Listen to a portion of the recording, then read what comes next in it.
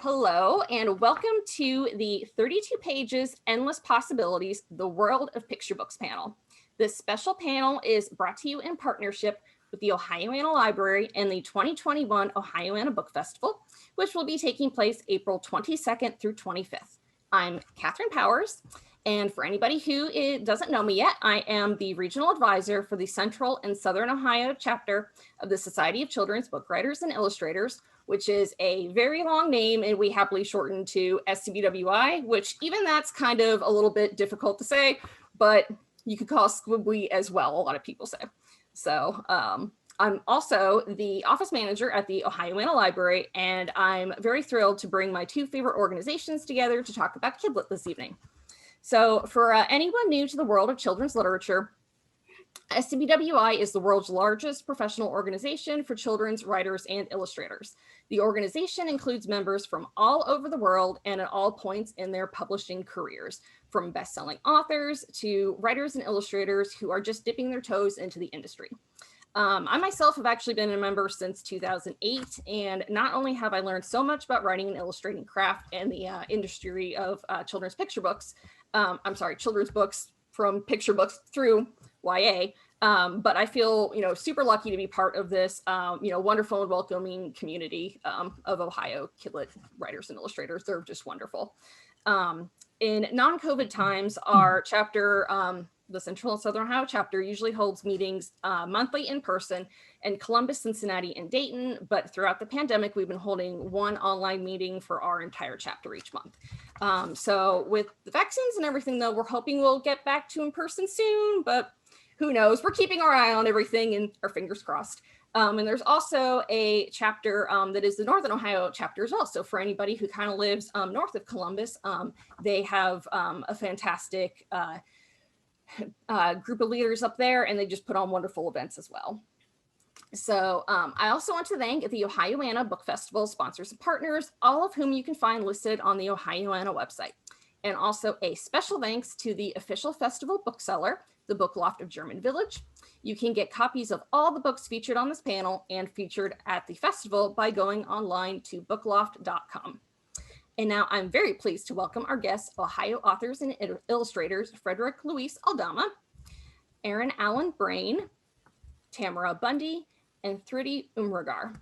Unfortunately, Kate Hofler is not able to join us as planned this evening, but you will now be able to see her on the Spotlight on Picture Books festival panel that will be taking place this upcoming Saturday, April 17th at 11 o'clock a.m. And that is being hosted by our good friends at Cover to Cover Children's Books. So welcome everybody.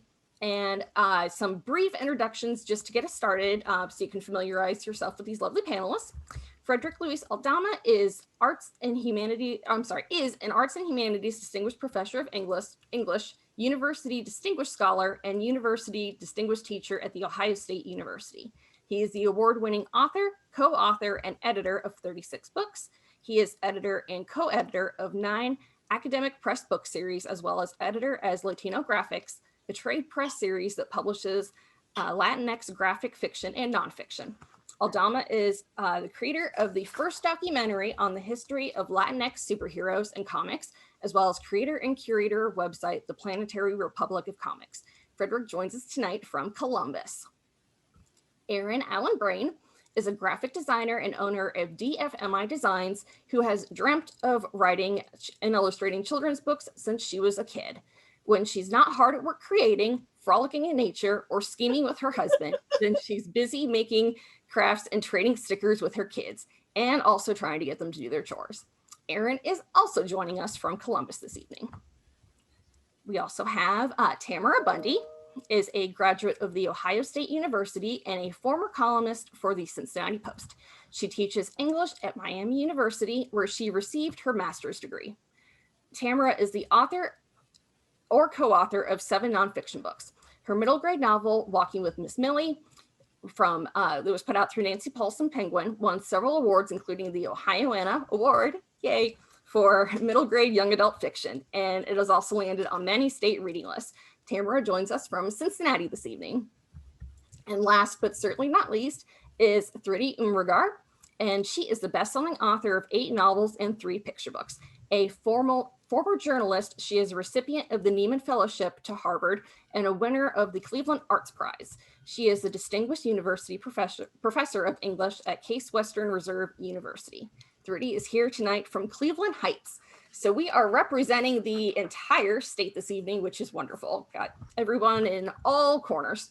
So thank you again for joining us tonight. We are so happy to have you here and so excited to talk about your beautiful picture books. So first, can you tell us all a little bit about your book festival title and show it to the audience if you happen to have it with you? So Frederick, why don't we start with you? Oh, yes, thank you for such a lovely introduction. And yeah, let me see, because I have that funny background thing. So let me do something really quick while anyway, I'm gonna go and you're gonna see my very lovely laundry room / green screen. But here's Chupacabra Charlie, if you can see it, and I'm super excited about. Okay, so this is like Erin, who's been dreaming of kind of doing kids books forever. I dreamt up this story when I was about 5 years old. The difference is that the Chupacabra that I dreamt up, he had a flying helicopter.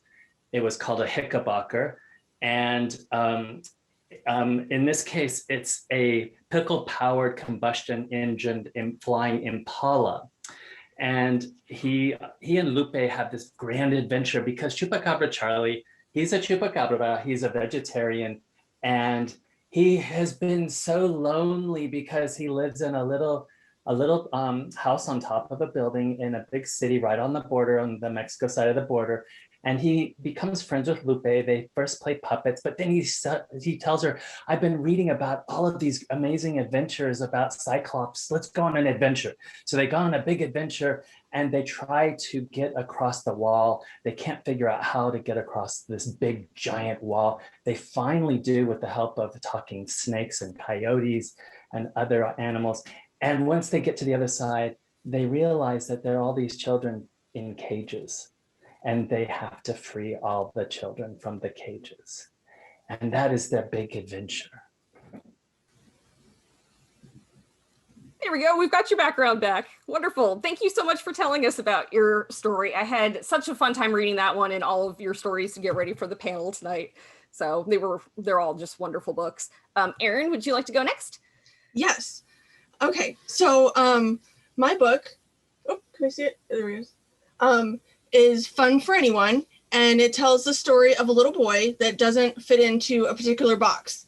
So he loves splashing in puddles and racing cars and digging for bugs, but he also loves playing with glitter and nail polish and stickers, and then he gets bullied for it. The goal of this book is to emphasize that people should be able to like whatever they want, and without fearing judgment. And then even though there's always going to be individuals that try to force you to conform, that it's up to us as writers and parents and educators to encourage confidence in self and inclusion among peers. Since realistically, no one fits into a particular category of liking designated girl things or boy things. It's just, they're all fun things and they're for anyone. Wonderful. Thank you so much. And Tamara, can you tell us about your book festival title? I would love to. And I actually I probably have 2 there because I had 2 books that came out last year. One is Pixie Pushes On, and that's a middle grade novel. I believe it's also available. Mm-hmm. But the one I'm talking about today is Lullaby Prayer. And this one's so special to me because it's something when I knew in 2nd grade, I wanted to write poetry and I wanted to write picture books. I took a very long route to get to it. And when my first granddaughter was born last year, and something about the idea of that story time starting over again with the little ones. My kids are all grown. And I remember when they were little, how, I'd tuck them in and they'd always say, Mommy, can you stay with us? And I would, do everything to try to calm them. And finally I would say, I can't stay with you all night, but God will be with you all night. So I turned that into the Lullaby Prayer, and the English teacher in me filled it with a ton of rhythm and rhyme and personification. And I just hope that it emulates an idea of a lullaby, and it can lull them to sleep with confidence and joy. Thank you. And Thrity. Yes, thank you. I need to reach for my book.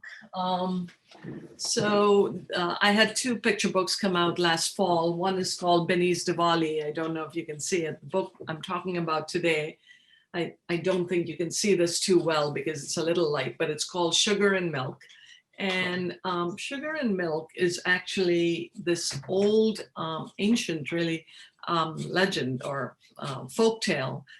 It's a Persian Indian folktale, and it basically tells the story of how my ancestors came to India about 1,000 years ago from what used to be Persia.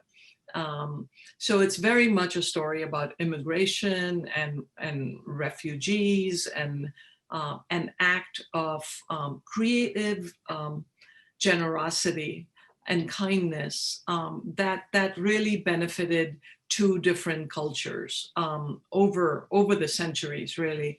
And this was a story, that I grew up hearing. It's a story about, sugar and milk, of course, being a metaphor for how we all have the ability to sweeten the lives of community, of people around us.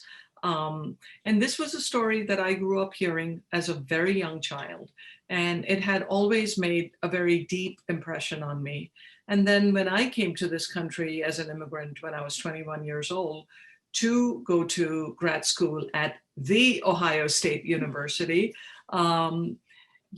this story then sort of became a kind of blueprint for me as an immigrant as to how to conduct myself, what expectations to have from my new country, what to give back, all those things. So this is a story that's sort of rattled around in my head practically my entire life. And about 2 years ago, I thought, there's no better audience for a story about kindness and sweetness and generosity than children. So I wrote the book.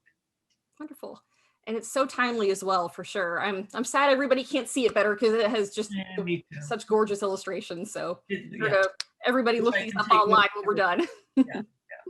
So wonderful. So moving on to our next question. So just as we have a wide variety of books that we're sharing with our audience tonight, we also have a wide variety of authors too. This versatile group has backgrounds in writing academically, for the adult market, newspaper columns, middle grade novels, and graphic design work. So can you tell us about your individual journeys that led you to create and publish your picture books? And let's go in reverse alphabetical order this time, and we'll start with Thrity. Yeah, so I had written quite a few novels, and but I had always wanted to write for children, just because children crack me up, and I think I crack them up, and they're just my favorite people on earth, And several years ago, I wrote my first children's book called When I Carried You in My Belly. And it's simply, that's the refrain on every page, and it's simply a mother talking to her 4-year-old daughter saying, when I carried you in my belly, we baked bread for neighbors, we put out seeds for birds, just that kind of stuff. And because of everything that they did, we danced the tango. I don't even remember all the details, but everything fun and loving and kind that they did when she was pregnant with this child. And that is why you are today, the bravest girl in the world, the sweetest girl in the world, that kind of thing. And I wrote that entire story on the back of a napkin handed to me by United Airlines during a particularly turbulent flight. It was one of those very short 45-minute flights. And in order to distract myself from, screaming out loud, basically, I wrote this book. And then I was lucky enough to have somebody accept it, and I got a publisher for it. And that's, in a nutshell, that was my first book. It came out about 4 years ago. And And then I wrote these other two, and I have a lot others just sitting in my computer. So. Wonderful. And when was your first adult book published again? Because I know that's how I knew you originally, was as an adult writer. My first novel, I think, was 2001, if I'm not mistaken. Yeah. Wonderful. And we'll go backwards to Tamara. Yes, I have a very long journey that brought me here today as well. And mine, again, began probably when I was in second grade, and I wrote a poem, and my teacher said it was good, and she wanted to put it in the PTA newsletter, and I thought, I'm a published author. I was so excited. But it really planted that seed to say, I love the written word. I love writing. I love someone reading what I have written. So I started out as an English major at The Ohio State University, but I ended up getting a little scared because the world wasn't quite as connected as we are with internet these days. And everybody kept saying, are you moving to New York? And I got chicken. And so I became an English teacher. But meanwhile, when I got married and had my kids, I started writing the column for the papers about being a mom, which led to my nonfiction books. We're talking like 1990. It's a long time ago that I started writing the nonfiction books. That led to some more books with some of the inspiration presses that I did, a few more along the way. When I went back to teaching full time, I taught high school back then. And I always say I read one too many book report on Twilight, and nothing against it, but I looked at it and thought, oh, wouldn't it be cool to write a book that at the time I thought high schoolers would read. So I started writing my first fiction book, which I thought was going to be YA, but to get into those publishing houses, I needed an agent. And I got a nice rejection. I said, you know, you're an author when you qualify your rejections as a nice rejection. Of course. And this one said, I love your voice, but it strikes me as more middle grade. Have you ever thought about writing middle grade? And I hadn't, because I was teaching high school and that was all I was reading. So I went out and, just started devouring everything middle grade that I could find. Fell in love with that level. So that got me my first manuscript, which got me my first agent, and the two books with Nancy Paulson books. And it was just as I was mentioning last year, when I started thinking again about, I had written some picture book manuscripts way back. And I think it was expecting my first granddaughter that made me want to dig some of those out, just to recapture those memories of having that moment of reading a book to a child who was just going to discover reading for the first time. It's just such a privilege to have that moment that might be a book that gives them comfort, that makes them giggle, that anything that we can do to, especially as an English teacher, seeing it on the other side when kids come and say, I don't want to read, just to have that fuel of I love reading. And I dusted off small manuscripts, probably rewrote the whole thing, and ended up with this book. So it was a long journey, but if nothing else, my journey reminds people never to give up. I love it. That's perfect. And Erin, how about your journey to publication? So I started out doing graphic design. For 13 years, I made wedding invitations and banners and all sorts of celebratory things, and I was super into that. And then I kind of transitioned into just freelance graphic design, and I was doing more marketing materials for a school up in Cleveland. And then after my husband and I rehabbed some houses, I finally got time that I felt like I was finally in the place in my life that I could, kind of put a story together. And I hadn't come up with anything. Like, I wrote a blog, but that was just like me sounding out about like life in general. And so for the next 2 years, I tried, writing out my first story. And then I had that all packaged and I had it researched, and I was sending it out to an editor that I was convinced was going to be the perfect fit. And, you're supposed to wait the 4 to 6 months before applying to somebody else. And so I'm like, okay, going to do that. And fast forward to the story now, Fun for Anyone. I stopped pushing that book. The lady who was the editor isn't even an editor, doesn't even work for the publishing world anymore. But so I stopped trying to get that book published, and once this story came along, and I just got it out, and an incident had happened with my son, and I don't know, I guess it just came pouring out, and so I wrote it out in a weekend, and then it still, you know, needed edited, and like the local chapter helped me do that, much to as hard as it is to take the critique, but they had really good feedback, and yeah, so it was that prompted me to write it, and then it took forever after that to get it illustrated. Wonderful. And I totally actually had meant to mention that for both Erin and Tamara, that they are members of the Central and Southern Ohio chapter of SCBWI. So it's extra wonderful to be able to have members, you know, showing their roads to publication to everybody, and, you know, really everybody can do it, and everybody will find their own way to do it. So Frederick, can you tell us about your road to publication? Yes, and gosh, learning so much from my my wonderful peers here in this Zoom webinar space. But mine started, oh gosh, okay, so honestly, and as some of you know who live in Columbus, we have like the best library system ever.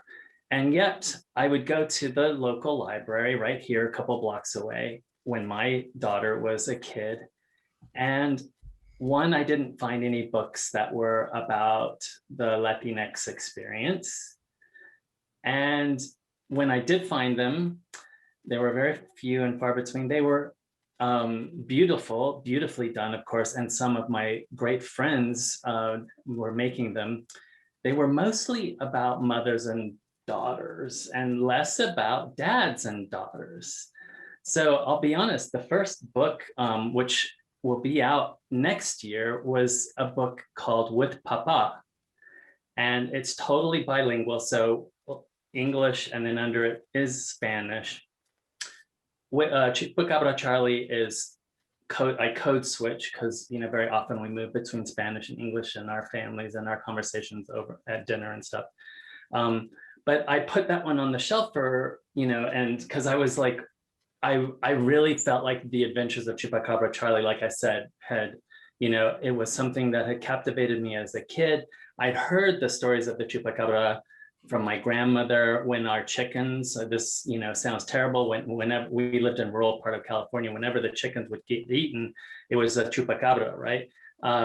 That would come at night. And those stories, of course, were told to us when we were little so that we wouldn't go out at night. But in my brain, I had turned him into a superhero, right? But so I was like, let's get this story out first. So, but really the motivation was really to start to put adventures out there that were really, you know, adventures that I hadn't been seeing in the libraries. And, you know, I love monsters. I've always loved, you know, Sendex, Where the Wild Things Are. I wanted to, you know, our Chupacabra, I wanted him to be joyful and fun, courageous and heroic. But I wanted him to be a little monster too. And of course, there's all sorts of really great kind of parallels or allegories there, right? When you as a community is seen as like an other, and then you realize that like the other or the monster is actually super cool, right? And courageous and heroic. So all of that really went into The Adventures of Chupacabra Charlie. But you will see right around the corner the book that I wrote before called With Papa. And it was really driven, inspired by the fact that when I went to the library, I wasn't seeing stories about us. Wonderful. And this is just such an exciting time right now in the children's literature world to just see these shelves getting full of more diverse books that weren't around before. So yeah, it's people like you and, you know, Thrity, of course, as well, that we're getting those books out into, you know, the children who weren't seeing those before and being reflected. So, which is really wonderful. I have some individual questions for each of you now. So we'll start with Tamara, and we have, Many of our SCBWI members are interested in writing for multiple genres and age groups of children's literature. So with your experience publishing for both the middle grade and picture book markets, can you talk about how you tackle writing for each age group? How do you decide whether a story idea you have should be written as a picture book or a middle grade novel? Yeah, good question. I think that one of the common misconceptions is that it's so much easier to write a picture book. And it's not true, because you have, think of it as real estate. You know, you have just such prime real estate on the page, and each and every word has to count. So it may be faster, and the revisions can go faster sometimes than my 250-page novel, but it is not easier. I think that, as a matter of fact, my book that won the Ohioana Award, Walking with Miss Millie, I first wrote that as a picture book, because I wasn't to the middle grade area yet. I wasn't thinking about that genre. I just really thought I was going to write picture books, and something happened with my daughter and the elderly lady and her dog, and it just formed what I thought would be a picture book idea. And once again, a kind agent said, "I love this story. It's so sweet, but I think there's more to tell." And I think that I'm so grateful she said that, because I put it aside for a while until I decided to write middle grade. And I'm so grateful I did, because I think that's the key. Is there more to tell? You have to say, if there's more to tell, then you probably want to tell more than a picture book. Also, if the main character is going to be 11, you probably don't want to write a picture book. But if she's going to be 5, you probably don't want to write a middle grade, because it needs to be relevant to the age. So usually now I'm a little better with figuring out this idea is a picture book idea, and this idea is more of a middle grade idea. But the picture books idea the picture books are just as challenging to write, because you write it a little faster, but you go back and rewrite it so many more times until you get it perfect. I thought my middle grade or my picture book manuscript was pretty good when I finally got the book deal.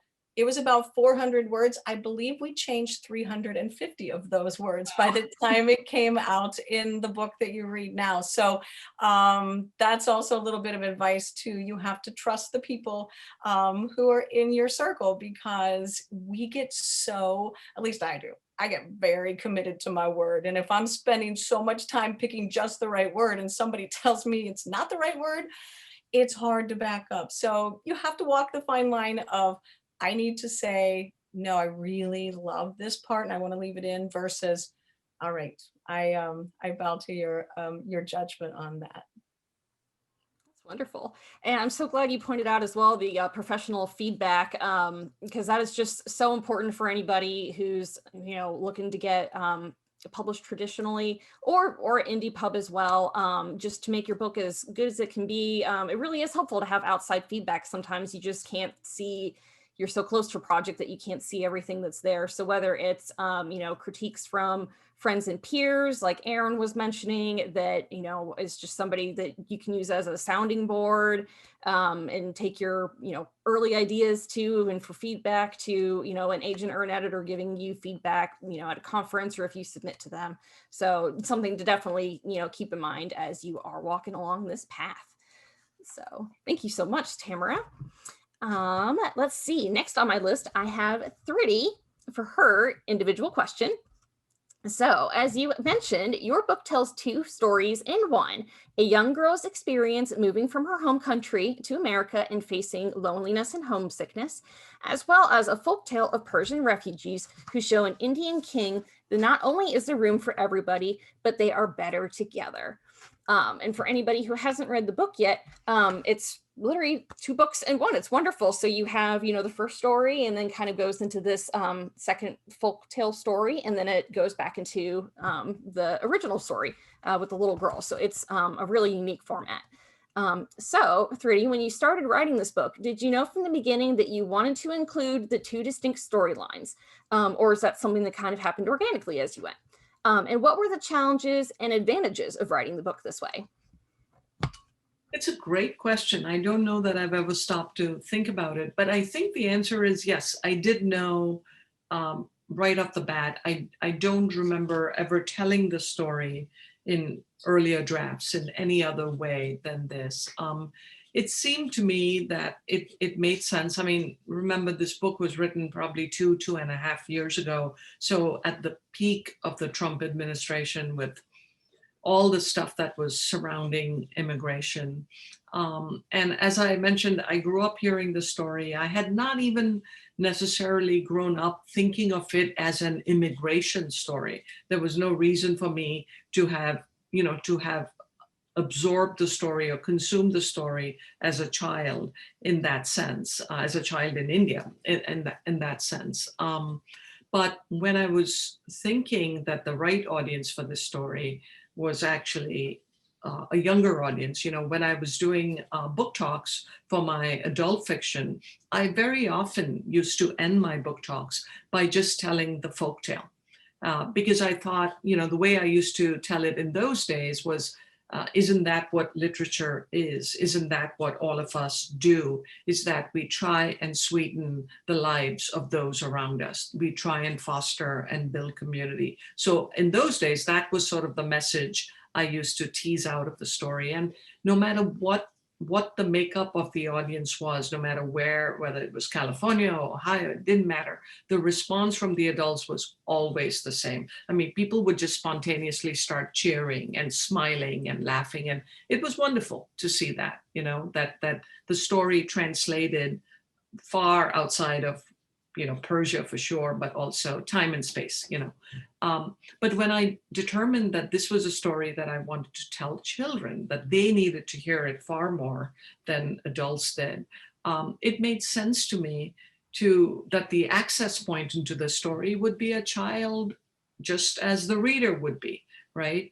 That somebody who could relate to being homesick, being lonely, being a little frightened, being out of their element, missing not just their parents back home, but missing their cats, Kulfi and Baklava, which, by the way, were the names of my cats who passed away years ago. So I managed to sort of tip my hat to both my cats in this book. But so I think I always conceived of it. And also, the legend, which is sort of the bedrock, the middle passage of the book, is wonderful. But there's always this question of, okay, now that we have learned this lesson, how do we apply it, right? And that begged a kind of framework or a bookend to the original, to the folktale, that now that this little girl in a country that's unnamed, but I think almost certainly is America, now that she's here, now that Auntie has told her this ancient tale, what does she do with this new knowledge? How does she find room, space for herself in America with this new information? So thanks. It's a great question. And I think the answer is that, yes, this book that you read is pretty much how I had conceived of it. Wonderful. And I have a very small follow-up question to that, actually, because our title is 32 pages, Endless Possibilities, and yours is a little bit longer. So how, and we hear that a lot for people who are submitting to agents and editors, that you must have a book that is 32 pages. And I'm guessing it's because yours is kind of the two stories in one. Were your editor, how were they with that? Was that a problem at all, or were they totally okay with it being longer? I think one of the advantages of this not being my primary medium is that, to be honest with you, I don't know all the rules. So I don't know when I'm breaking the rules, and it never ever came up. I mean, from the time the editor sort of bought the book, they understood that the story was so rich, the Persian folktale aspect of it was so rich, that it had to be more than a conventional, like the packaging of it. They were really excited. They almost saw it as like a gift book or a coffee table book, and most certainly, and I was so lucky in that they matched me up with the perfect illustrator. She's this young, brilliant Vietnamese woman, So imagine, I mean, I'm sitting in Cleveland, Ohio, frantically giving instructions to my editor who's in Philadelphia, a young white woman with 2 young children of her own, who then is forwarding those messages to Koa Lee, the illustrator. And I'm telling her, you know, look at Persian, look at Oriental rugs, look at miniature Persian art. Like, I want that kind of depth and richness in this. So I think very early on, their art department decided that they were going to package this as more than, you know, a picture book. So the question never came up. That's really interesting. Thank you so much for sharing that. So as we know, there may be rules, but rules were made to be broken. So, and a lot of times what I hear as well from agents and editors are to, you know, write the story just the best you can tell it. And if it ends up being a little longer, then, you know, they can always work with you to edit it down, or it can become a picture book that is longer than 32 pages. They do exist. So moving on to Erin. So you wear multiple hats as both a writer and an illustrator. Can you talk a little bit about your process? Do you find yourself drafting a text manuscript first and then moving on to sketches? Or do you jump into dummying right from the beginning? And for anybody who doesn't know what a dummy is, it's when you actually kind of make up a little mock-up of your book yourself with some, you know, some quick sketches and words to kind of figure out where your text and pictures are going to go. So, Erin? Well, for my first manuscript that got put on hold, the character development came first. So I was sketching her out and all her adventures before I, you know, started working on illustrations, and I would kind of piece the story over months, like, okay, what can happen next? For Fun for Anyone, my published book, completely different process.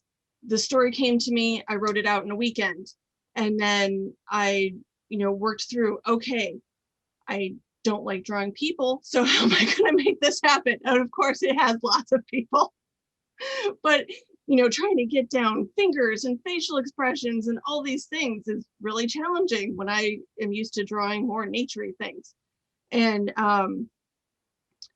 so it became, you know, really laborious process of just doing each illustration and drawing and redrawing and until I felt like, okay, this one's right. And meanwhile, the pandemic's happening and my kids are home and I'm just, oh, this feels crazy. Wonderful. And can you actually maybe hold up an illustration so everybody can see what it's like on the inside? So Erin's book is really neat. It's like, it's almost as if it's all drawn on like a chalkboard kind of style. Yes. So really any child can see themselves in the book. Wow. Yeah, so it's That's really cool. neat. So thank you, Erin. Thank you. All right, and Frederick. So as you already mentioned a little bit earlier, your book seamlessly incorporates Spanish words throughout the text and features a glossary at the end, which for anybody writing nonfiction, that is a terrific way to introduce young readers to new concepts and information. And it even works in fiction books here. So when you set out to write this book, did you know you wanted to include a mix of both languages? And how did you choose which words to portray in Spanish versus English? Yeah, great question. And also the question about the glossary. That's something that, you know, for us creators of picture books and in general novels, Thrity, I'm sure you've thought about this as well, or had editors talk to you about this when we're code switching to use a glossary or not. Some people are like, no, people have to make the effort, you know, they have to figure it out, etc. And, you know, nobody was telling me one way or the other. And in the end, honestly, Kathryn, it was like, I want as many people to come into this space and learn and enjoy, and where you can be reading it with your kid and then have fun as you flip to the back. And it's not just like a definition from a dictionary. It's a definition that comes out of my experience and my culture, right? So, you know, it's not just like the definition of like the lollipop guy, you know, there's a little more to it. And I just thought that it was part of the adventure, right? And I want it to be welcoming to everybody. And I want you to, if you're monolingual English, to have fun with it, right? And to really learn the concepts, the culture that's sort of anchoring that. Okay, back to the language. You know, a lot of it is just the way, honestly, I mentioned it already, the way we hear English and Spanish around the table, and the way we move back and forth, you know, between the two very seamlessly. So sometimes it's but there was also, to get back to Tamara's point and my other wonderful colleagues here and their experiences, the labor also of making the language rhythmic and fun and aesthetic. And there are some things that are just so beautiful in Spanish that just are really clunky no matter where you go in English. So that was also really important, not just the kind of cultural anchor and the significance and resonance, and how it reflects very much how we are communities that move in and across languages, but also doing the work to kind of give the phrases, the rhythm and fun, the music that we want to hear when we're in the space of a picture book. That's fantastic. And for anybody who hasn't read Frederick's book yet, so as you are reading, kids can also get the context of what the words in Spanish are, even from the sentences in the pictures as well. So even without the glossary in the back, it would, you know, I think most, if not all, the books would be, words would be understandable for kids to figure out from context. But the glossary in the back is just helpful as well for an extra. That's great. Well, let me add one last thing. Mm-hmm. This fall, I flipped it. So The Adventures of Chupacabra Charlie's all Spanish with code switching into English. Very cool. So you'll have the opportunity, especially some of our communities where the dominant is Spanish, will have the opportunity to enjoy The Adventures of Chupacabra Charlie as well. That is fantastic. So cool. And that's really awesome that your publisher let you do that too. So wonderful. All right, this one is back for everybody. So collectively, everyone's books are a perfect example of the many publishing options that authors and illustrators can pursue. Traditional publishing with the big five and their many imprints. And as you know, they're just, those big five keep gobbling up the little ones. So those imprints are, you know, growing every day. There's also publishing with smaller regional presses.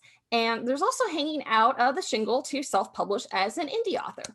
So can each of you tell us about the pros and cons of the publishing method for your book? And if any of you happen to have an agent, if you might want to talk a little bit about how you work with them in this process as well, since they would be the ones who work out a lot of the finer details with the editors. So how about let's start with Frederick. We'll go alphabetical order again. Oh, you're on mute. I was there with the buttons, but it wasn't working. Okay, so really quickly, yes. First out of the gate, the first person that, like with my first picture book story with Papa, I shared it with Monica Brown, who is a very seasoned, well-known author of picture books. I mean, she's done like remarkable things to tell sort of the biographies of many of the Latinx sort of superheroes in our lives, right?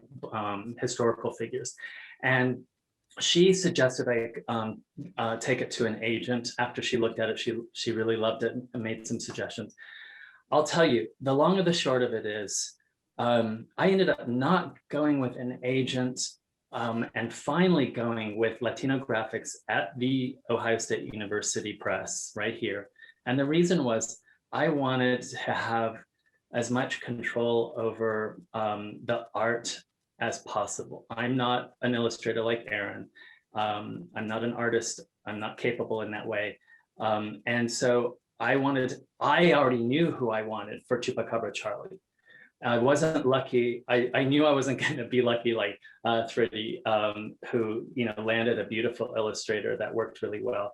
And so I ended up making that decision about really kind of the goals and control over outcomes. And I have been so happy. And I will say this, that Kristen, editor-in-chief at the press, along with the publicist Tamara, they both have children who are of the age of this book. My kid is now 14, so she's aged out of the book. And they offered incredible, insightful feedback in and through the process. And like you said, Kathryn, earlier, there is nothing like good, informed feedback from editors that are not pushing you, but they're guiding you to make the best quality picture book you can. That's a perfect word. I love that. They're guiding you. So wonderful. Erin, can you tell us a little bit about yours? Okay, so I'm self-published, and for me, it was because once I created it, I just wanted to get it out. I didn't want to have to keep querying and, writing to editors. And, when you don't have an agent, then it's so much harder to try to get in because the big five aren't accepting, just some random person that decided to write a story. And so to me, it felt like I really just needed to get it out. And there are so many kids and adults in general that benefit from the message that you're okay just as you are. You don't have to conform to what somebody else's ideals are. And I just really want to push that because I feel like there's always people that are trying to push others to conform, and it's very frustrating for me, as it is, I'm sure, for everyone. On the flip side, the self-publishing is terrible. It's a terrible journey. So much research involved because I didn't want to go through a self-publishing company. So I was researching local printers, and most people wouldn't even give me the time of day because, it's a small book, a small print cycle, and it's not worth their time. And so I found a really awesome printer up in Cleveland, and they were amazing, and they put out such a quality product. And but yeah, pushing the book when you don't have a team behind you is super challenging. But I have that can-do personality, so I can't let things go. So I'm hoping that I can see it through to make it a success. Can I just interrupt and say bravo? Yes. Really, just bravo. I mean, we can well imagine, I'm sure I'm speaking for the other four, we can well imagine what a challenge this has been and how hard it's been. And it doesn't end with just the book seeing the day of light. Mm-hmm. As you said, you don't have a whole team behind you. It's only up to you to make it successful. And I believe you have the personality to more than make it successful. Thank you. Really. Yes. You definitely have to have the can-do attitude if you're going to go the indie publishing route. The guts and the whatever, everything that it took to get to this point where the book is out in the world. And it's an important book, as you have recognized. So thank you for doing it. Just want to say that. Sorry. And it really is such a beautiful book as well. So that's awesome that you found a printer here in Ohio, because it is, just such a nice quality and everything as well. Did you end up doing a Kickstarter or anything like that to fund your book? Or is it more of a print on demand, just for anybody in the audience who's kind of curious about how those things are funded? So I was required to have the smallest print job they would do is 250 books. And I wanted to go with hardcover so they would be quality, and you need the spine so you can have it in the library. And yeah, I had researched, and a lot of other successful self-publishers had done GoFundMe or Kickstarters. Otherwise, I was starting to cash out some savings for retirement that I was willing to put into it. But the biggest part of a GoFundMe is that it raises awareness. So you're able to put it out there and, you know, kind of create tiers. So I wasn't asking my friends and family to be like, hey, just, you know, support my dream, give me your money. It was like, hey, if you contribute $5, I have these sticker packs that I've created. Or, you know, $10 was sticker pack and bookmark and all this other stuff. And then it jumped up to 30 and you got like this whole package of the book and stickers and so forth. And people were super supportive. I was really like overwhelmed with how gracious and supportive that everyone was. And it was definitely success. It covered, you know, having the book printed. It covered the cost of me making my mural of the cover of the book, which was no, you know, cheap expense. And so I am still like really taken back by how the outpouring of support that I received for that. That's awesome. And you've learned so much too. So throughout this whole process, I'm sure you could probably even, you know, teach a class on it or something at this point. So hopefully if you do it again, or just know that if you do it again, when you do it again, you will know so much more about the process too. It's true. So, yeah. And one of the other pros about indie publishing as well is that you can get the book to look exactly the way you want it. And that's, you know, super important to a lot of authors and illustrators. So, and yeah, you did a just lovely job with yours. So, and yay, printing local. So I'm excited to know there's a, you know, printer in Ohio. That's great. So, Tamara, how about you? Yes, yeah, that's a great story. My my first nonfiction books were all from a very small press, different presses, but they were small, so I didn't need an agent for those. I could find out the information I needed and get the information or get the queries on submissions to each of those. When I decided to do children's, you know, I knew I wanted to aim for the big houses. And so I did need an agent. And that was a very, very long process to get an agent. It's not for the faint at heart at all. But I, again, just want to tell people don't give up, because I really believed in my little story. Most of the rejections I got back were generic rejections. And you know that it's like, that's the worst. It's like, just tell me you hated it versus just give me the same rejection. So I finally got my agent, who ended up getting me the amazing Nancy Paulson with Penguin. But before all that, we did about 2 revisions together before he thought it was good enough to send to out on any query or any submissions.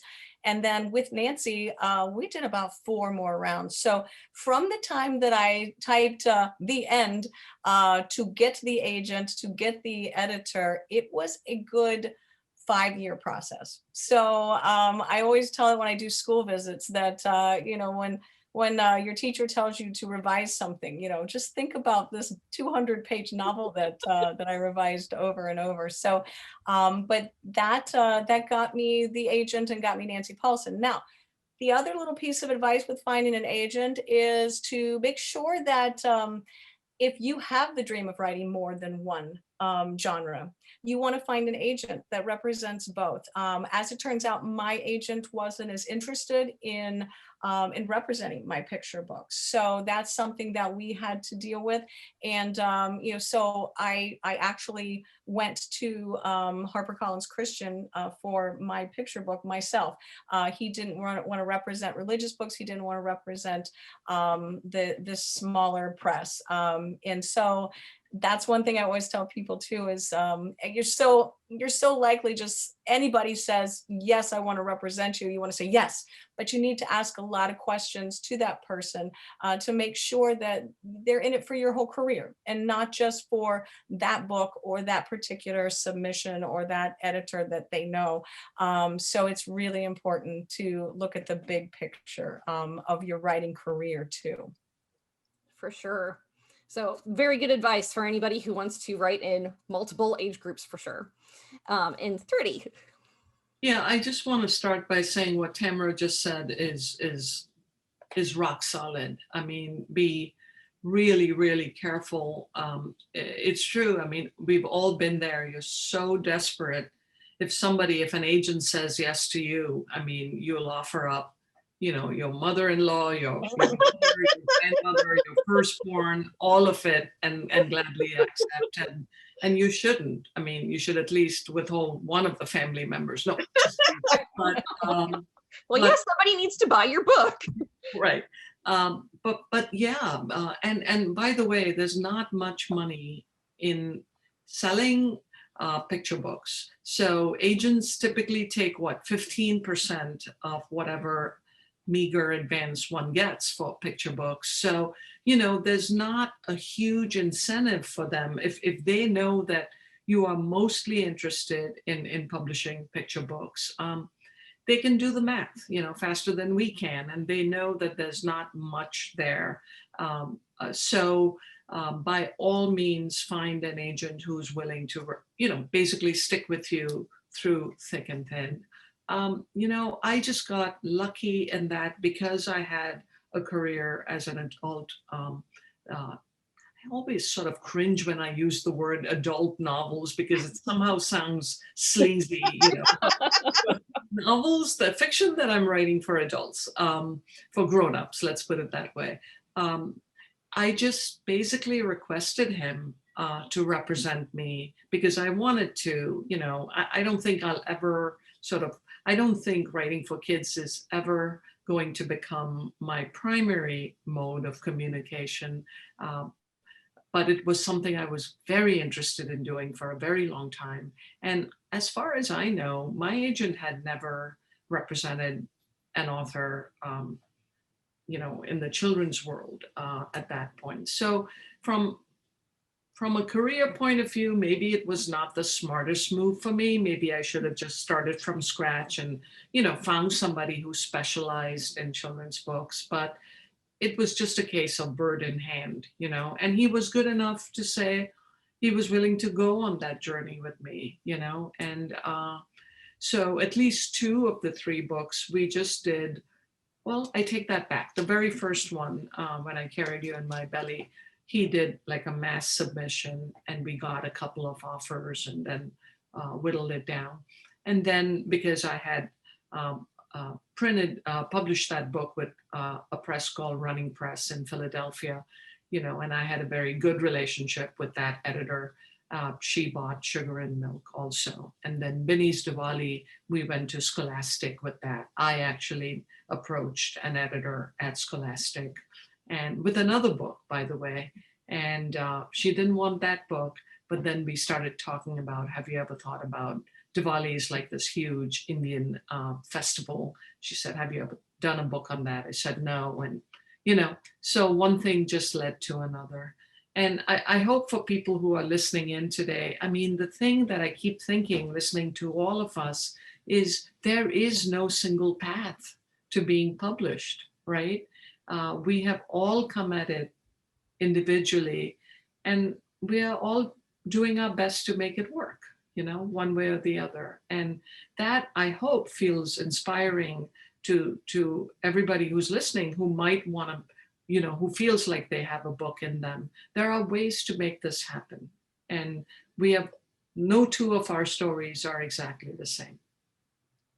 Absolutely. It's like those old commercials with the Reese's peanut butter cups, how there's no wrong way to eat a Reese's. It's exactly like that for publishing. So yeah, we've got 4 authors, and Erin's an author illustrator on, you know, very different journeys, but none of them, you know, are any better or worse than the others. They all have their pros, they all have their cons.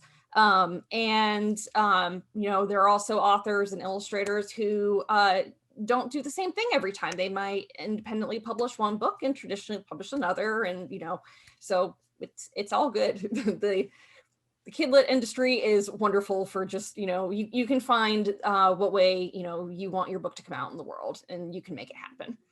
So since we are we're at 8:05, so I'm going to skip the next question because we had kind of already talked about a lot of the themes and the books and everything.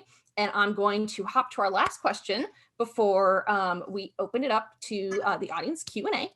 And that is, if you are able, can you tell us a little bit about your next project? And let's start, we'll go reverse alphabetical. So we'll start with Thrity this time. Well, so I wrote a book that was meant to be a picture book, and I wrote it as a picture book. And somewhere halfway through that, I realized that I wanted it to be a longer book. It's very much along the lines of what Tamara said earlier. So I am now in the process of turning it into a chapter book, which I've not written or published a chapter book until now. And who knows, who knows if it'll ever see the light of day, but I'm really, really enjoying writing it. I mean, I've always loved doing picture books because it's such a break for me from sort of the slog of writing an entire novel as I typically do. Picture books to me are like distilled poems, it's like writing a beautiful poem. And if you really think about it, picture books have, in terms of rhythm, I mean, others have spoken about this already, rhythm, rhyme, beat, whatever you call it, there is that many, many elements of poetry in picture books. A chapter book, I think, is, I guess you'd compare it to a novella, and so that's what I'm attempting to do at the moment. So wish me luck, because God knows I'm sort of blundering my way through it, You can do it. I personally love chapter books, so I'm excited to hear you say that you're working on that. So that's exciting. So wonderful. How about Tamara? Yeah, I think that's kind of the gist of what we do. We blunder our way through everything, don't we? As soon as we get one project done and we feel so accomplished, then we sit down in front of the blank screen and think, I've lost it. I have nothing else to give, and I'm a fraud. They're going to find out I'm a fraud. So I think that is very true for all of us. I have 2 picture books out on submission right now. One is just kind of a silly picture book, and another one is another religious picture book. And then I have one middle grade novel out on submission too. It's more of a contemporary. Every book that I've written so far has been a historical fiction. This is my first contemporary, and it's about a girl who is obsessed with Kelly Clarkson, but she thinks that that's the only way that a girl really can be important and impact the world is by being famous. And she learns about the suffragettes and everything, and soon realizes that there are many ways that a woman can make a difference in this world. So that's out on submission right now. So that's the other reason I love being a writer. Yes, we face rejection, but every day we wake up with this hope.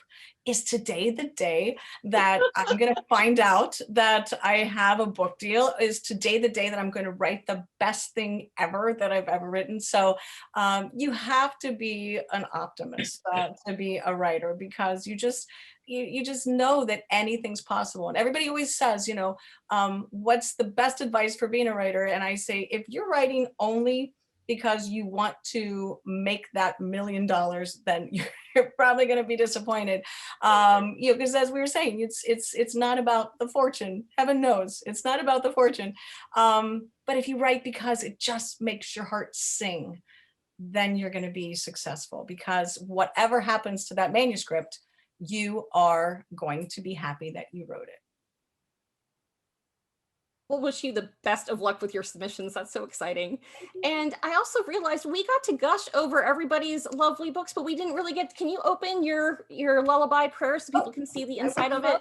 Yes, it is such a, Jill Howarth did the illustrations, and she just did the richest, most beautiful. Yes, they're the sweetest little animals. She does fabric, and she does everything. And it's just so beautiful, the way that she even hand lettered each of the words so that they all like splash on the page. And wow. She did such a good job. And that's just one thing I also want to tell wannabe picture book writers too. I have so many people say like, oh, I have to find an illustrator. And no, you don't. If you are an illustrator, awesome. That's a great, you have a better chance of getting an agent if you're an author illustrator. But that's what they want to do. The editors editor wants to assign their own. So I always tell people, don't waste your time thinking you need to illustrate your words. You really don't even have to waste your time doing author or illustrator notes, because if your words are solid enough, the illustrator gets to figure out what's going on the page too. Thank you for letting me share that. That was And that's a wonderful point to make too. Thank you so much for bringing that up to everybody. So, and Erin. So I have gone back to my original book or manuscript idea, the first one that I was working on. This one was completely different than Fun for Anyone. And so this one is collage and paint and Beautiful. yes, so it's much more elaborate and much more time consuming. But yeah, so that's what I'm working on now. I have the story already edited, and I'm just, working on all the collage and illustrations to go with it. Fantastic. So did you do your original one, or not your original one, your Fun for Anyone? Is that one all digital, or was that one traditional that you scanned in? No, yeah, it was all digital. Okay. Everything I drew, I do little sketches on paper, and then I do it on a pad, and then it would get uploaded, and I color it in Photoshop and make little changes, and then to kind of give it texture, I was out collecting bark and scanning that in, and like all sorts of random things to just try to make it look, just not so flat on the page. Mm-hmm. That's wonderful. Yeah, so anybody who does, get to open up her book, it does have such rich texture to it and looks very, very natural, very, traditional medium. So it's always this digital sneaky nowadays. It can do a lot of things. So wonderful. And Frederick, what are you working on? So yeah, thanks. Oh gosh, I'm learning so much from all of you and your incredible work. So so this is another case of you start the project thinking it's going to be one thing, and then it kind of ends up something else. I wanted another adventure. It wasn't going to be Chupacabra Charlie and Lupe, but it was going to be in the same Borderlands space, and it is, and it's called The Adventures of Coco la Cuca, and she's a synesthete and with a cape, and she's gifted, but she smells, sights, and touches, tastes, right? So all of these beautiful things, and those are her superpowers. I started it out as a picture book, and it's become much more like a Dave Pilkey comic book, right? And so it's gotten a little bit longer and more laid out, paneled like a comic book. But it evolved that way. And in fact, it was the editors that kind of helped me sort of guide me to that space where I was like, oh, yes, of course, right? So that's really exciting. I've got two YA, a graphic novel called Labyrinth Born, which is a dystopic fiction that actually celebrates the really cool things that youth today kind of bring into the world, like their imaginations and science and creativity and art, in a world where basically the adults have melted away, literally. And then I have, of course, right around the corner, I'm so excited, in 2022 with Papa. And I'll just read you the first line. The serpent god carries me in its wings, dropping me gently at my Papa's doorstep. Oh, beautiful. We'll be excited for that one. Yay. And it's really like this adventure of growing and guiding a little one to the moment when they step away from you and they unzip the sky. So congratulations on that. We'll all be very excited for that to come out in 2022, you said. Perfect. Wonderful. Well, we're going to open it up to about 10 minutes or so of questions here. I think we ended up answering some additional things as we went along, but hopefully it was very helpful for everybody. I know some of those are some questions that usually end up being in the chat as well. So I think we kind of got some things in advance, but if anybody does have a question and wants to pop it into either just the chat, or if you want to pop it into the Q&A feature as well, and we can pick these lovely creative folks' brains while we're here.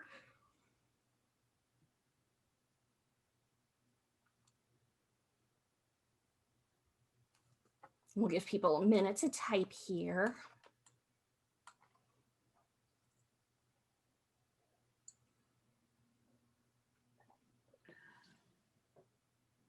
And it's just so fantastic to hear all these different processes that go into all of this, and hearing how some projects, you know, just spontaneously grow into, you know, other projects you weren't anticipating and taking on a life of its own. So, okay, we do have a couple questions coming in. I knew we would. So, to all the panelists who have agents, what advice do you have for writers to find an agent? Yeah, this is so much easier today. When back in the dark ages, when I first started querying agents, we had to do the self-addressed stamped envelope and go to the post office and then wait, 6 weeks to hear back no.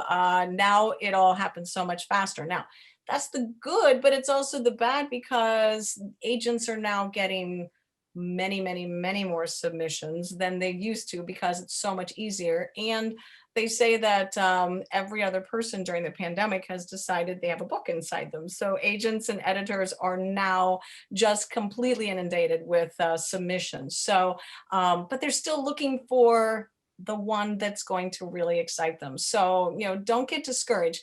Querytracker.com, publishers, I think publishers, I can't think of the exact names of it because it's been a while since I looked at them, but there are so many online sites.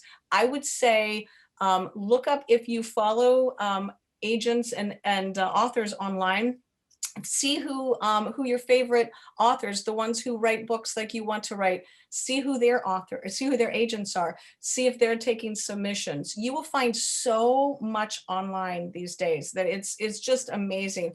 You can get interviews where they say their wish list, and then you can say in your query letter, when I saw you were looking for, and then you really need to let them know that you know who they are, so that they don't think they're wasting their time. If they don't, represent picture books and you're writing to them about a picture book, then they know you haven't done your homework. So use what's online. It is so easy these days to just find out more than we ever thought possible about potential agents. So make a big list. If you're into Excel sheets, make Excel sheets. And then of course you want to send them your best work. For picture books, it's usually the whole thing. If you're talking about a middle grade, it varies from agent to agent. Some want the first 10, some want a chapter, a couple will take the whole thing. So make sure you look at their submission requirements too, so that you're not doing something that they right away will disallow you. But it's possible. It is so possible. And it is easier today to reach out to these people who can make these dreams come true. You just can't give up. And you probably want to submit to more than one at a time. Do a bunch at a time, because some will get you right away back and others may never respond. So you don't want to put all your eggs in one basket. It's perfect. Thready, anything to add? I don't think so. I think this is pretty comprehensive. Every single agent has obviously a website, and that's where you go to see what they want you to send during the first query. So that's about it. And I will add just a little thing on top of that, that's one of the great things about SCBWI is with so many events that all these different chapters put on, a lot of them are with agents and editors as well. But so you can actually, be in a panel just like this with an editor or agent and hear what they're looking for. Many chapters doing art directors as well for any illustrators who are hoping to get their art in front of people. So definitely check out the SCBWI website for that. Northern Ohio does events as well. We as well bring in speakers like that. So, very good places to kind of see, and they'll usually talk about what exactly they're looking for. So it's definitely helpful for the process too. So And Tamara, a quick question for you from the chat over here is, can you quickly explain what being on sub means? Oh, sure. Yes, I'm glad you asked. That means that my manuscript is sitting in an editor's email box, perhaps not on her desk anymore, but it's sitting in her email box, and she is going to give me an answer. So that's, it's different from querying, when you basically send your piece out to an agent, or if you are ready to submit something. So the actual act of submitting your manuscript to an editor means it's out on submission. Oftentimes, an agent will send it out to 2 or 3 or 4 editors at a time, and that therefore they'll let other people know. These are both out on exclusive submissions, waiting for an answer. So again, I wait, anticipating. Yeah, it's kind of like when authors are sending to agents and waiting for, to hear back. Well, once you get an agent, then you got to wait for those editors to get back to your agent. So it's a waiting game. Absolutely. Really is. Okay, I see 2 more questions. So this one is for everybody. How has the pandemic affected your creativity and productivity? So I'll just let anybody hop in who wants to. Have you found it kind of easier to write, or maybe harder, or maybe you have less time, more time? Pandemic's been kind of different for everybody. I think with kids, for some of us, well, for me, I can speak for me, it's definitely been much harder because, them not being in school, and I don't know, Erin and the others, but the idea that somehow we're the kind of on and off faucet for Wikipedia or something, like, all it takes is like a shout from the top of the stairs, and then that's it, boom. Anything I was trying to do is like gone. Yep. So true.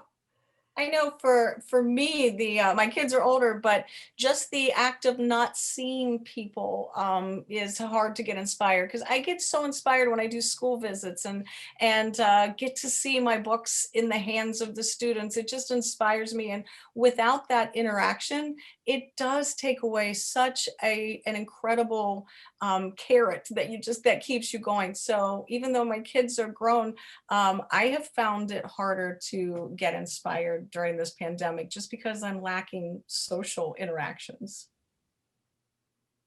Yeah, same with a lot of people missing their in-person critique groups and everything, for sure.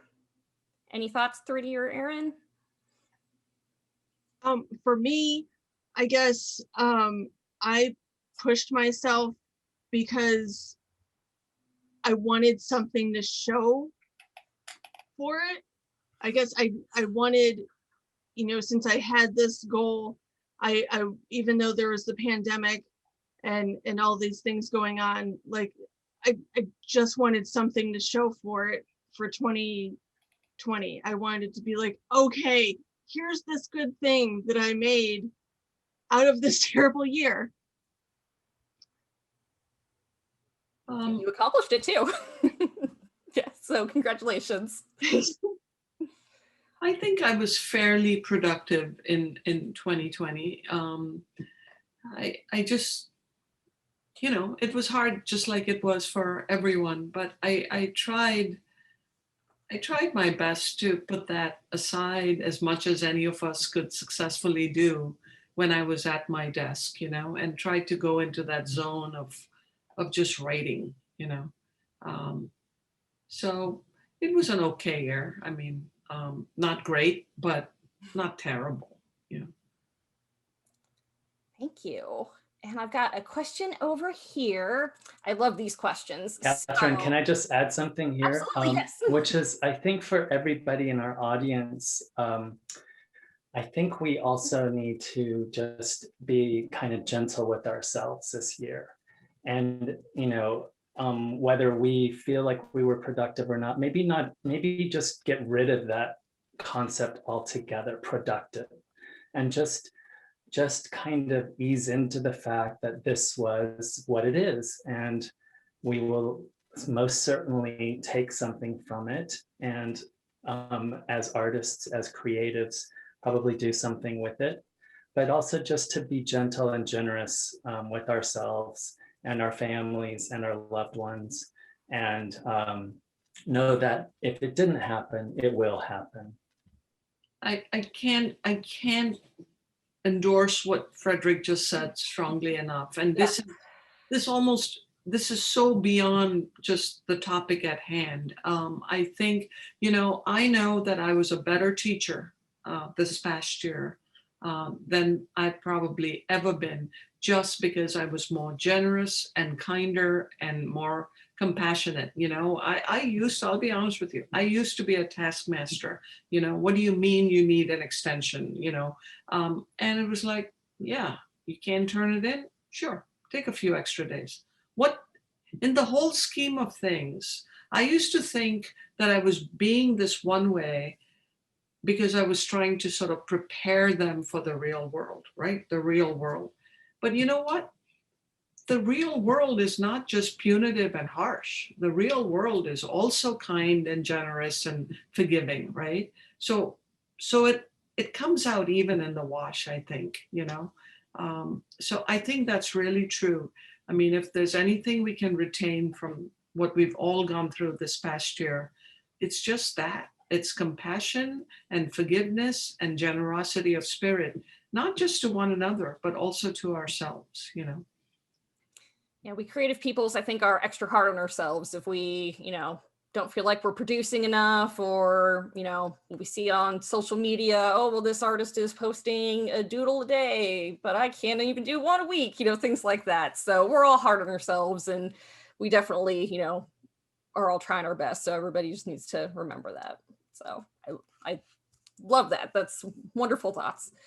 So we do have a question about everybody's process as far as on a daily basis. So actually, this is kind of a good jumping off point from what we were just talking about when people, were maybe less or more productive this past year. But does everybody try to do a certain amount of words per day or pages? Do you even write every day? And how do you balance everything if you have, other jobs, a family, other responsibilities to see to?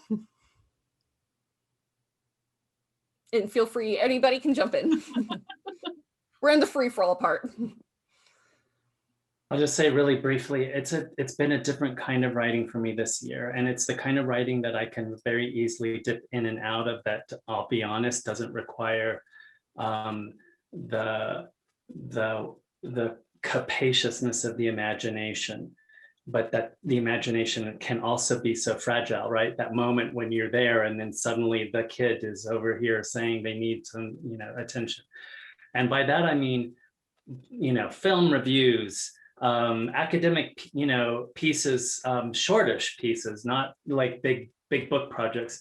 I can do those because I can start it and I can get interrupted and then I can come back to it and I can keep going, but I'll leave it at that and let my colleagues hear.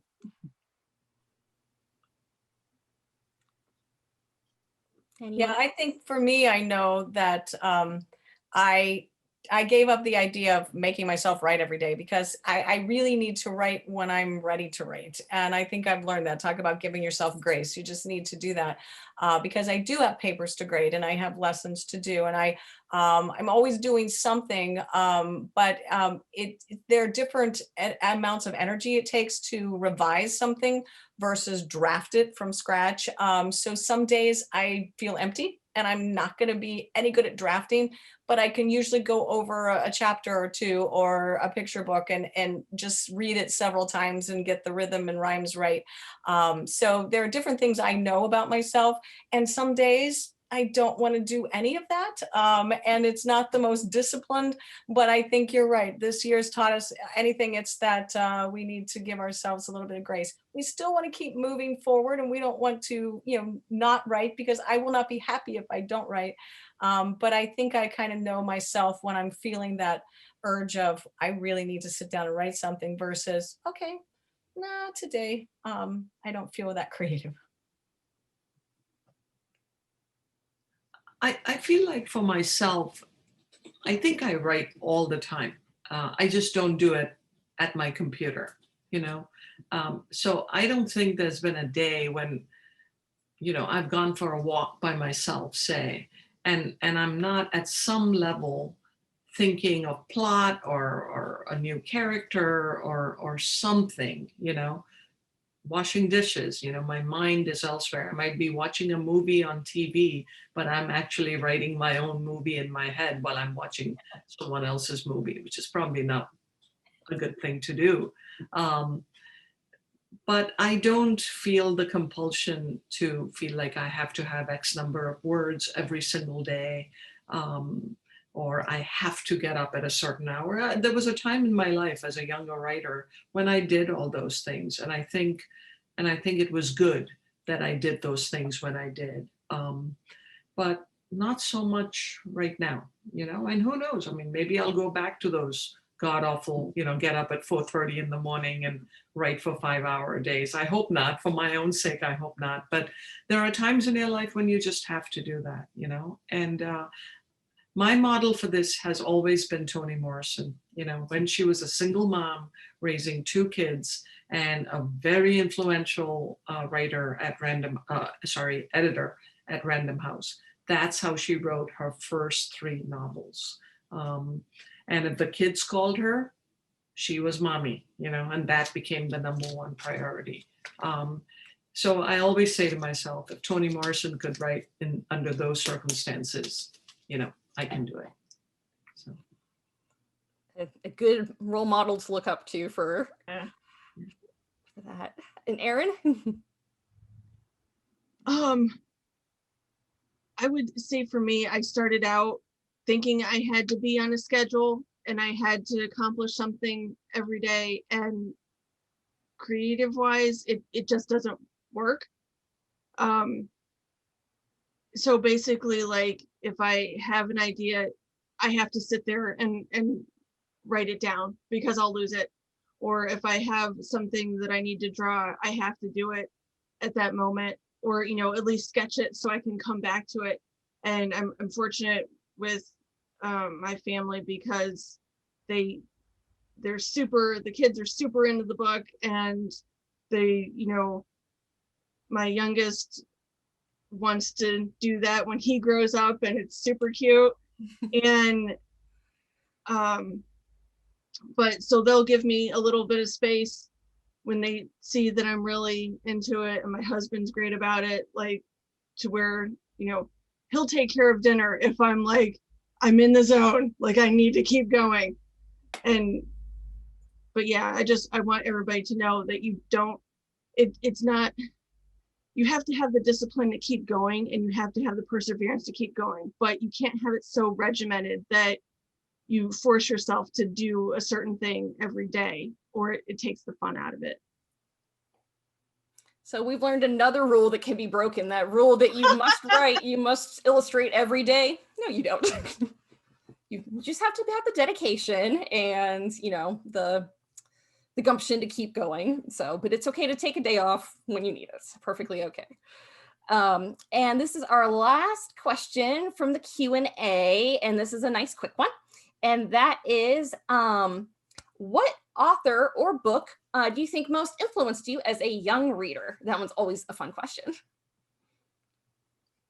And whoever can remember first can hop in. I know when I'm asked for a book on the spot, I can never think of anything. I remember being, I was weaned on the words of Dr. Seuss, which is why I fell in love with rhythm and rhyme. But even though I knew I wanted to write, I was not a big fan of books until Judy Blume's Are You There, God, It's Me, Margaret. That book, I kind of like Frederick was saying, I saw myself, and it was suddenly like, somebody's writing books about the way I'm feeling. And it just totally turned me on to reading. And I really credit her with saving me from not wanting to read, and therefore probably not eventually writing. But it was definitely that one. I'll just jump in really quick. So mine was actually De Colores, which is a record that comes with the pictures. And so you listen to the songs. It's very like loads of us, especially kids with families from Mexico. This is part of our kind of upbringing. So that was big. It was actually the music of, right, the singing and all of that, along with the picture book, But then the other side of it was I was totally into Where the Wild Things Are and the Fantastic Four. I'm a big comic book guy, and I love comic books. I loved comic books.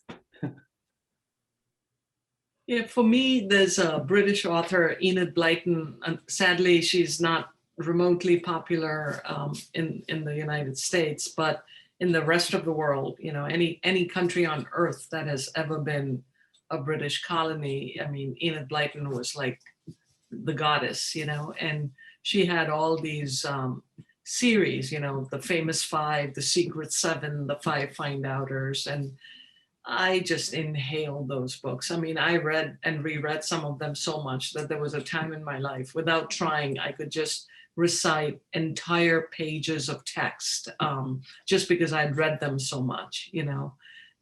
She was a huge, huge influence, and they were all like adventure, you know, this group of kids having their secret societies and solving mysteries and that kind of stuff. It was just delightful to escape into that world. So. And Erin? I think for me, like as a young kid, I loved Mike Mulligan and his steam shovel and Little Engine That Could, which, you know, goes along with my theme. But as a kid, I was like, yeah, they're going to defy the odds. And I was super into it. That, you know, even though all these obstacles were in their way, that they, you know, totally showed people that they could do it. And yeah, so apparently that was just a premonition for later what was to come. Yep, for all those little engines, we'll get up there. Love it.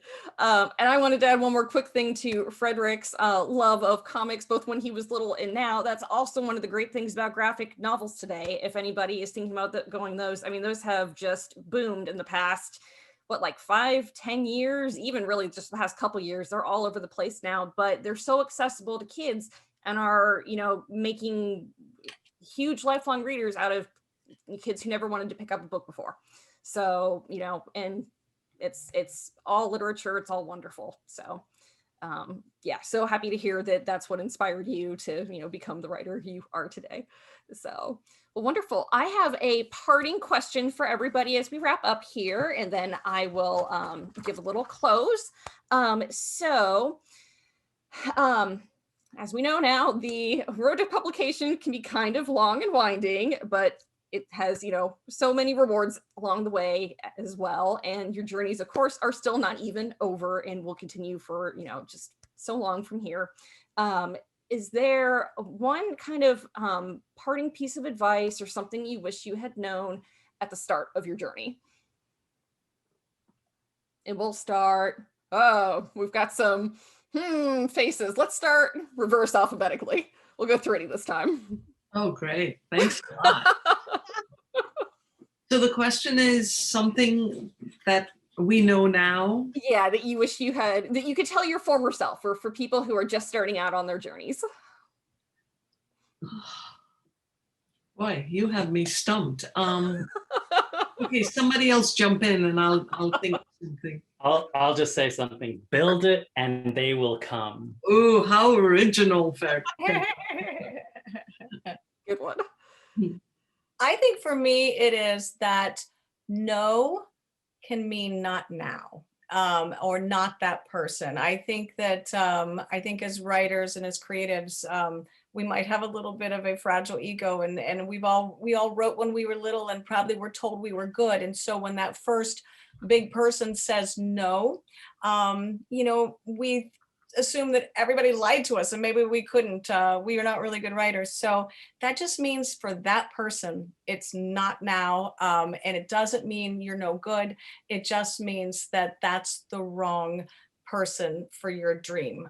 So I think just that, never give up. If you truly believe in it, don't give up. I think what I didn't know was what Tamara cautioned against earlier, which is don't say yes to the first person who says yes to you.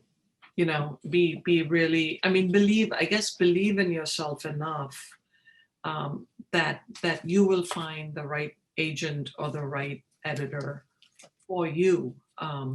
And just because somebody says they're happy to take you on doesn't mean that they're necessarily the right person for you.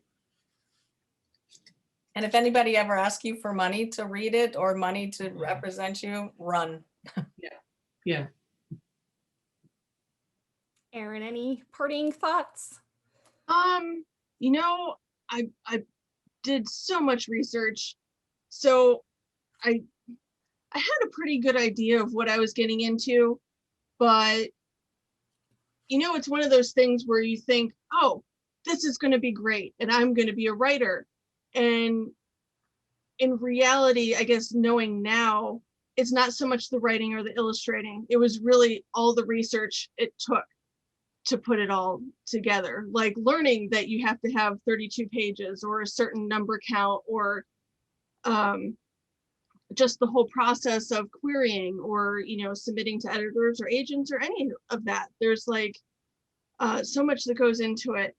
I guess my biggest thing would be just reassuring myself, because even though you know it's going to be hard, like once you're in the thick of it and it's really hard, sometimes it's really difficult to see the light at the end of the tunnel. And I know people can persevere and I know everybody should, but sometimes you're going to want to give up. And I guess the biggest thing is just don't. Like whatever you do, just keep putting one foot in front of the other, keep writing the words, and you'll eventually accomplish something with it. Thank you so much. It has been so wonderful to get to know all of you better and hear about your books and your process and your stories. This has been wonderful. So I want to thank everyone again for joining us tonight. We have such lovely comments that are popping up here in the chat as well. So many thanks. And I think we've, you panelists have, touched so many hearts tonight, and people, can definitely relate to everything you're saying. And, it means a lot to see authors and illustrators who have kept persevering and, have a wonderful book that they can, share with the world now. So wonderful. Well, thank you all for joining us tonight. And thank you again to our panelists, Frederick Luis Aldama, Erin Allen Brain, Tamara Bundy, and Thready Umrigar. Don't forget to pick up copies of their books from the Book Loft of German Village at bookloft.com. Thanks again to all of our the Ohioana Book Festival sponsors and partners, and thank you all so much for joining us here tonight. We hope you'll check out the Ohioana website for more programming again, and you'll be able to watch everything recorded and replayed on YouTube. So sorry we went a little bit over. We're kidlit, people, so once we get talking, we don't want to stop. So I feel like we could talk for hours on these, these wonderful topics. So thank you so much, and best of luck to all our panelists with their future projects. And we will look forward to seeing you in the future. Thanks so much, everyone, and good night. Thank you, everybody. Thank you. Thanks for hosting. Bye-bye. Bye-bye.